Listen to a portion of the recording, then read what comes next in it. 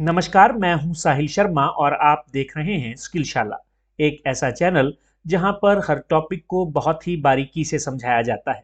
MS Excel में हम proofing कर रहे हैं और अब तक हम प्रूफिंग के टॉपिक पर 2 लेक्चर्स लगा चुके हैं। ये प्रूफिंग टॉपिक पर थर्ड लेक्चर है। इस लेक्चर में हम प्रूफिंग की एक बहुत ही बढ़िया फीचर ऑटो करेक्ट के बारे में जानेंगे। ऑटो करेक्ट के टॉपिक पर हम टोटल 4 लेक्चर्स लगाएंगे, यानी प्रूफिंग पर टोटल 7 लेक्चर्स में से 4 लेक्चर्स ऑटो करेक्ट फीचर पर ही होंगे। इस लेक्चर में हम सीखेंगे कि ऑटो करेक्ट के डायलॉग बॉक्स को हम कैसे ओपन कर सकते हैं।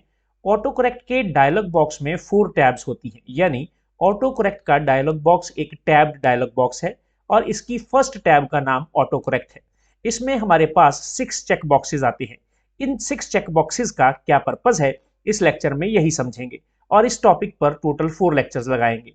तो चलिए देर न करते हुए इस बेहतरीन फीचर को समझते हैं।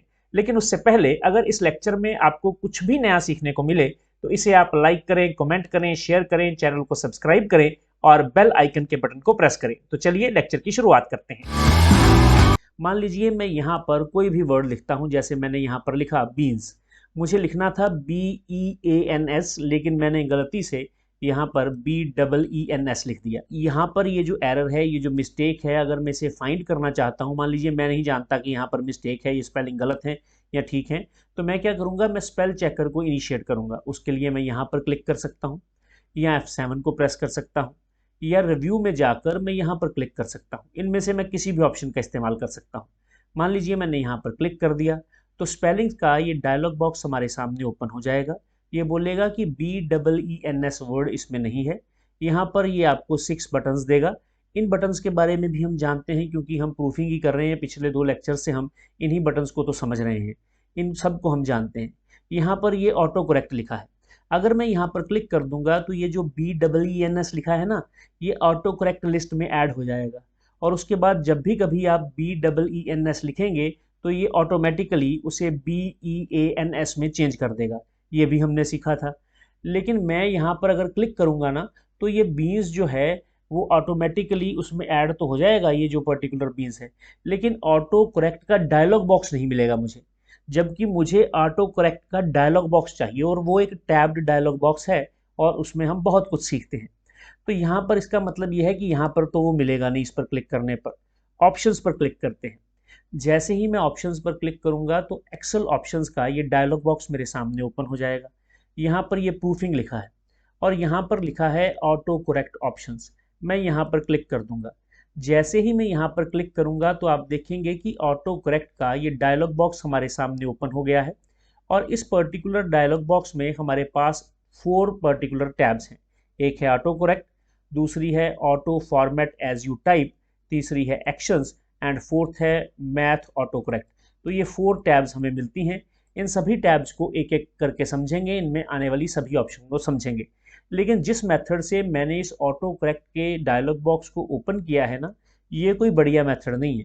उसका कारण ये है, इसके लिए ना यहाँ पर अब ये पर्टिकुलर बॉक्स स्पेलिंग का कब ओपन होता है, जब स्पेलिंग गलत हो। मान लीजिए मैंने यहाँ पर पहले से ही स्पेलिंग्स ठीक लिखे हुए हैं। मैंने यहाँ पर बीन्स लिखा है, लिखने के बाद यहाँ पर क्लिक किया, अब तो वो बॉक्स ओपन नहीं होगा।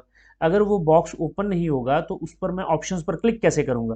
इसका मतलब ये है कि ये कोई बढ़िया मेथड नहीं है। तो बढ़िया मेथड क्या है? बढ़िया मेथड ये है कि आप यहाँ पर फाइल पर क्लिक करें।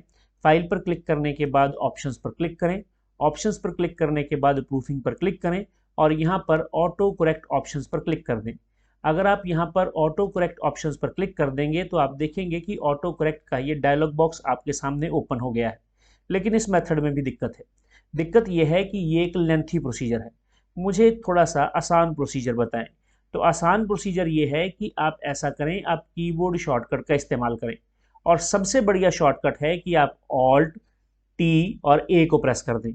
जैसे ही आप ऑल्ट टी ए को प्रेस करेंगे तो आप देखेंगे कि ऑटो करेक्ट का ये डायलॉग बॉक्स आपके सामने ओपन हो गया है। अब ये डायलॉग बॉक्स ओपन हो ही गया है तो इनमें आने वाली इन ऑप्शंस को समझते हैं। तो ये देखिए, यहाँ पर अगर आप देखें तो 1 2 3 4 और 5 यहाँ पर हमें चेक बॉक्सेस दिए गए हैं और ये एक चेक बॉक्स हमें यहाँ पर ऊपर दिया गया है। सबसे पहले इसी पर्टिकुलर चेक बॉक्स की बात करते हैं। यहाँ पर लिखा है show auto correct option button. Auto correct option button दिखाया जाए। अब ऑटो करेक्ट ऑप्शन बटन कौन से बटन की बात कर रहा है? क्या अगर हम यहाँ पर फाइल पर क्लिक करते हैं, फाइल पर क्लिक करने के बाद ऑप्शंस पर क्लिक करते हैं, ऑप्शंस पर क्लिक करने के बाद प्रूफिंग पर क्लिक करते हैं, तो क्या वो इस पर्टिकुलर बटन की बात कर रहा है? नहीं, वो इस बटन की बात नहीं कर रहा। दरअसल यहाँ पर जब हम क्लिक करते हैं तो ये जो हमारे सामने डायलॉग बॉक्स आया है ऑटो करेक्ट का, इसमें ये जो show auto correct options button है ना, दरअसल इसकी एमएस एक्सेल में कोई रेलेवेंस ही नहीं है। इसकी रेलेवेंस है एमएस वर्ड में। मैं बताता हूँ आपको, आप इसको कैंसिल पर क्लिक कर, ऐसा करते हैं कि हम एक एमएस वर्ड की फाइल ओपन करते हैं। यहाँ पर आते हैं और यहाँ पर वर्ड लिखेंगे। वर्ड लिखने के बाद यहाँ पर क्लिक कर देंगे। जैसे ही यहाँ पर क्लिक करेंगे तो एमएस वर्ड का ये डॉक्यूमेंट हमारे सामने ओपन हो जाएगा। यहाँ पर कोई भी वर्ड लिखें, जैसे मैंने यहाँ पर बीन्स लिखा, लिखने के बाद स्पेस दूंगा। स्पेस देने के बाद माउस के कर्सर को यहाँ पर लेकर आऊँगा। ये देखिए, जब हम माउस के कर्सर को यहाँ पर लेकर आते हैं तो आपको यहाँ पर नीचे एक ब्लू कलर का छोटा सा बॉक्स दिखाई दे रहा होगा। वो इसी पर्टिकुलर बॉक्स की बात कर रहा है।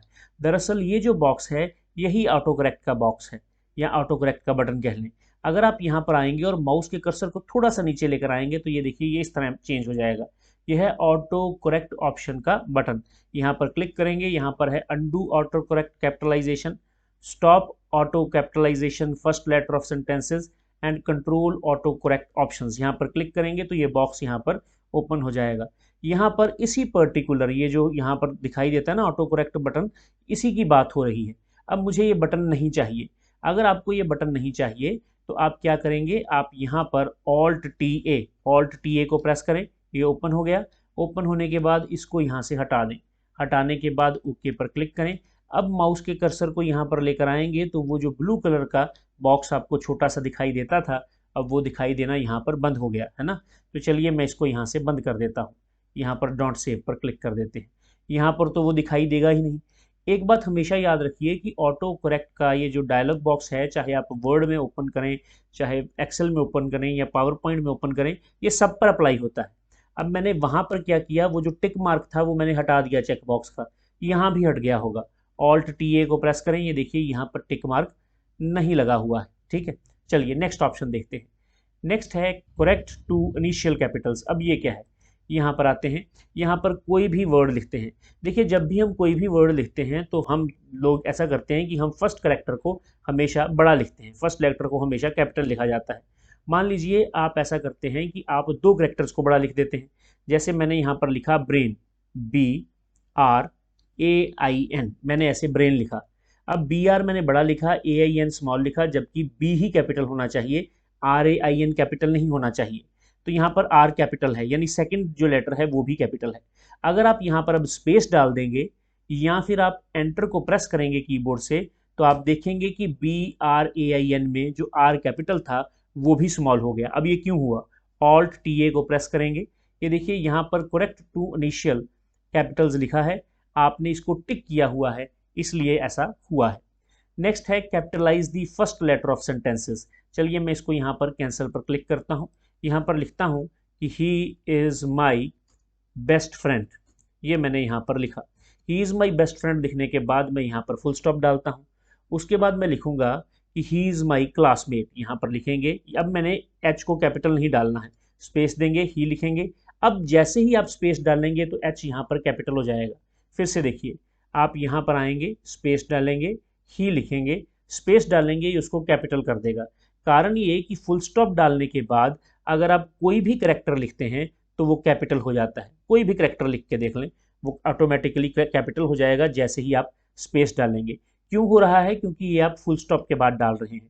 क्वेश्चन मार्क के बाद डाल के देख लें, क्वेश्चन मार्क के बाद भी डालेंगे तो ये उसको कैपिटल कर देगा। साइन ऑफ एक्सक्लेमेशन के बाद डाल के देख लें, जैसे वाई डालें, यहाँ पर स्पेस डालें, उसको भी कैपिटल कर देगा। तो इस तरह से अगर आप फुल स्टॉप के बाद, साइन ऑफ एक्सक्लेमेशन के बाद, क्वेश्चन मार्क के बाद अगर कोई करैक्टर डालेंगे तो ये उसको ऑटोमेटिकली क्या कर देता है? कैपिटल में कर देता है। अब ये ऐसा क्यों करता है? ऑल्ट TA को प्रेस करेंगे। ये ऐसा इसलिए करता है क्योंकि आपने capitalise first letter of sentences पर टिक किया हुआ है। थर्ड है capitalise the name of days. यहाँ कैंसिल पर क्लिक करते हैं, यहाँ लिखते हैं संडे। संडे का जो मैंने S लिखा है वो स्मॉल लिखा है। एंटर को प्रेस करें, संडे का S बड़ा हो गया है। मंडे लिखते हैं, यहाँ पर मैंने लिखा मंडे, एंटर को प्रेस करते हैं, मंडे का M जो है वो यहाँ पर बड़ा हो गया। तो इस तरह से ऑल्ट टी ए को प्रेस करते हैं। अब ये इसलिए हो रहे हैं क्योंकि आपने इसको टिक किया हुआ है। नेक्स्ट है correct accidental use of caps lock. मान लीजिए आपने फर्स्ट लेटर लिखा, उसके बाद आपका जो कैप्स लॉक था वो आपसे गलती से ऑन हो गया, लेकिन आपसे गलती से ऑन हुआ है ना, लेकिन एम एस एक्सेल आपकी एक गलती पकड़ लेगा और उसको ठीक कर देगा। जैसे मान लीजिए मैंने यहाँ पर कैप सी लिखना है, तो मैंने सी लिखा, सी लिखने के बाद मेरे से कैप्स लॉक ऑन हो गया। अब मैं लिखूंगा ए पी एस, ठीक है। अब होगा क्या, जब मैं एंटर को प्रेस करूंगा या स्पेस दूंगा तो ये सी को कैपिटल कर देगा, ए पी एस को स्मॉल कर देगा, क्योंकि एम एस एक्सेल ये समझ जाएगा कि आप सी को कैपिटल रखना चाहते थे और ए पी एस को स्मॉल रखना चाहते थे, क्योंकि फर्स्ट लेटर जो है वो हमेशा हम कैपिटल ही रखना चाहते होते हैं। इसलिए अब मैं यहाँ पर एंटर को प्रेस करूंगा तो आप देखेंगे कि कैप्स का सी जो है वो कैपिटल हो गया है और ए पी एस स्मॉल हो गया है। ऑल्ट टी ए को प्रेस करेंगे, ये फिर से ओपन हो जाएगा। यहाँ पर है replace text as you type, इसको मैं अभी नहीं आपको करवा रहा हूँ, इसको मैं तब करवाऊंगा जब मैं आपको रिप्लेस और विद इन दो टेक्स्ट बॉक्सेस के बारे में बताऊंगा। अब आप क्या करें, इन सभी पर्टिकुलर टेक्स्ट बॉक्सेस को यहाँ से अनटिक कर दें। अनटिक करने के बाद यहाँ पर ओके पर क्लिक कर दें। अब हम देखते हैं कि अगर मैं यहाँ पर कैप्स लॉक को ऑफ कर देते हैं, यहाँ पर BRAIN लिखता हूँ, तो क्या ये इस आर को स्मॉल करेगा? एंटर पर क्लिक करते हैं, जी नहीं, इसने ऐसा नहीं किया। अब मैं लिखूंगा he is my best friend, he is my best friend, full stop डालूंगा, स्पेस डालूंगा, लिखूंगा ही, स्पेस डालूंगा, कुछ नहीं हो रहा है। अब मैं यहाँ पर लिखूंगा संडे, ये मैंने यहाँ पर संडे लिखा, एंटर को प्रेस करूंगा, एस कैपिटल नहीं हो रहा है। अब मैं यहाँ पर सी को स्मॉल लिखूंगा, ए पी एस को कैपिटल लिखूंगा, एंटर को प्रेस करूंगा, क्या यहाँ पर सी कैपिटल और ए पी एस स्मॉल हो रहा है? तो नहीं हो रहा है। ऑल्ट टी ए को प्रेस करेंगे, इसलिए नहीं हो रहा है क्योंकि हमने करेक्ट टू इनिशियल कैपिटल्स को टिक नहीं किया हुआ, हमने capitalise first letter of sentences को टिक नहीं किया हुआ, हमने कैपिटलाइज नेम ऑफ डेज को टिक नहीं किया हुआ, हमने correct accidental use of caps lock की को टिक नहीं किया हुआ। अगर आप इन सब को टिक रखेंगे, टिक्ड रखेंगे, चेक्ड रखेंगे, तो उस पर्टिकुलर केस में ये बहुत बढ़िया काम करेंगे।